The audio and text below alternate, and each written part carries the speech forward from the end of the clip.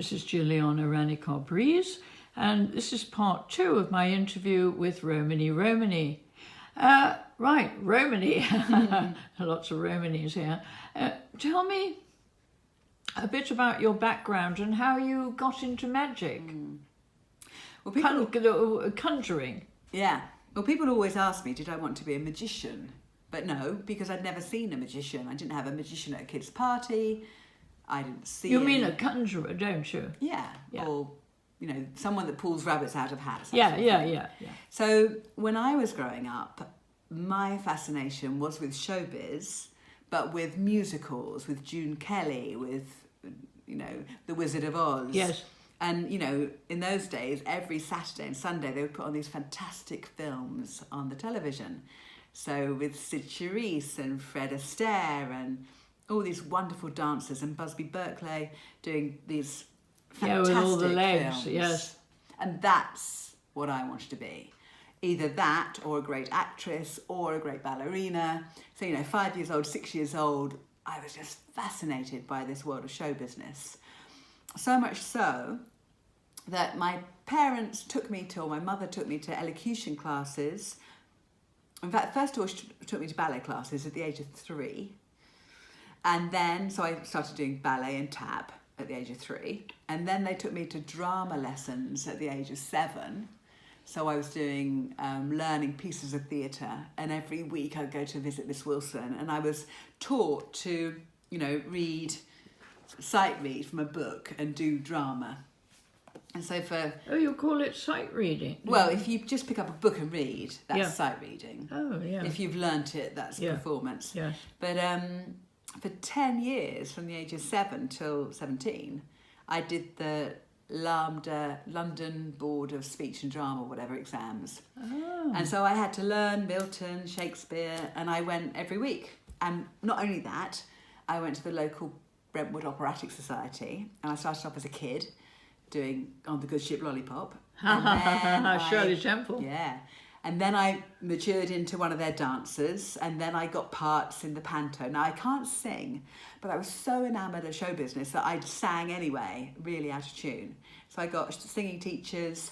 So my whole life as a kid was going to lessons around the clock. Every night after school, I'd be doing either ballet, singing, dancing, violin, Brentwood Operatic, or drama. And I loved it. And I would get up early, and I would do dance exercises because I really wanted to be a dancer. So I'd get up at 6 and I'd do all those stretching exercises and practicing. And I was absolutely convinced that I was going to be a dancer or, an actress. And I loved it. And I used to dance behind my mother in the supermarket, thinking that a talent scout would pass by and see how good I was and make me a star. So why didn't you? Because at the age of 15, I got the part of Louise in Carousel, which is a ballet part, and it was fantastic. But I've always been quite chunky, my build is sort of strong, and so to be thin enough for this part, I dieted, and I stopped eating. I didn't stop eating. I just ate a lot of satsumas. So I love satsumas. Right, but I could eat 20 satsumas, which is 400 calories, which isn't enough. But I could make them last all day. And so I absolutely just stopped, and I got lovely and thin for this part, and I had cheekbones. And I got a photograph of me then, and I'm beautiful and slender. And of course, the trouble is, if you do that for quite a while, the moment you start eating again, you put weight back on again. So when I stopped starving myself, I put on about 2 stone. So at the age of 16, suddenly, I remember being 12 stone when I was 16. Now I think I'm 10 stone now. So imagine I'm 10 stone now, I was 12 stone at 16. Well, that's no good at all for dancing. So I was traumatised. I'd go to dancing and I'd just see this dreadful, podgy figure in the mirror, my podgy face. And I was so upset. And so I started trying everything I could do to get back to my lovely 15-year-old self. Got up early before school. I had a Jane Fonda diary. I used to write down everything I ate in my Jane Fonda diary. I did every diet known to man. But nothing worked. And I kept being 12 stone. So at the age of 16, there was no way that I was getting to dancing school. And in fact, one thing, so I've written about this in my book, and people say, you thought you were too fat. No, I didn't think I was too fat. I was 12 stone. I was too fat. There was no way they were going to take me at dancing school, because to be a dancer, you have to be slim. You know, it's just one of those things. Well, you could have been an opera singer. Except I can't sing a note. So those years were really traumatic, and I stopped dancing. I've stopped doing anything really, apart from I carried on with my schoolwork. And so that avenue seemed to me to be closed. So my mother said, well, you're too intelligent to be a dancer. She really meant you're too sturdy to be a dancer. Right. So I did A-levels and I went to university. And that was that. And what were you studying at uni? English and Italian.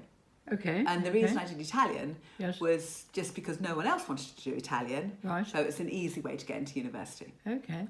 But that really, for me then, the door was closed on all these dreams of being a performer. Okay. How did you open them again? Well, I went along to the juggling society. I went along to the circus society at university. Oh, that was clever. Yeah.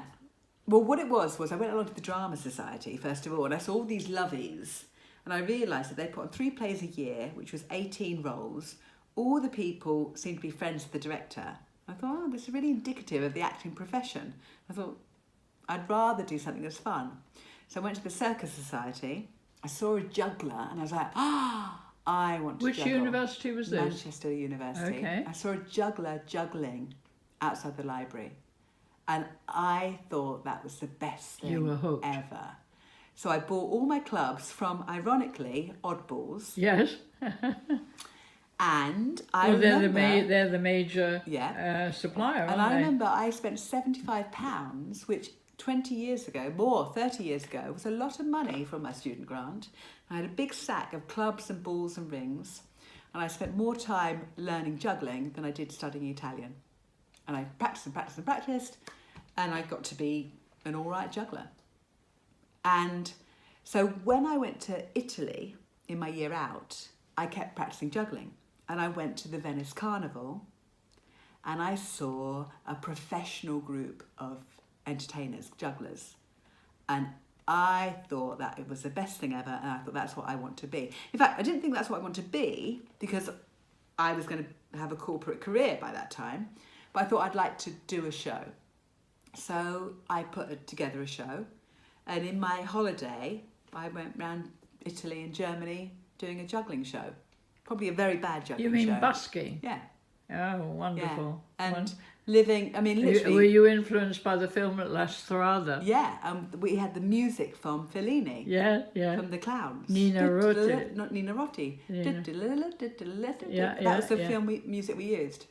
Wonderful. And my mother made me a little costume, a little white smock with felt triangles on, which wasn't very good. We put makeup on. For a month, we travelled around. We hardly got any money. Who was we? I met a friend in Brescia in Italy, an English guy, just a friend, and I taught him to juggle, and we did a little show together. And that's what we did. This innocence of when you don't know that you're not any good.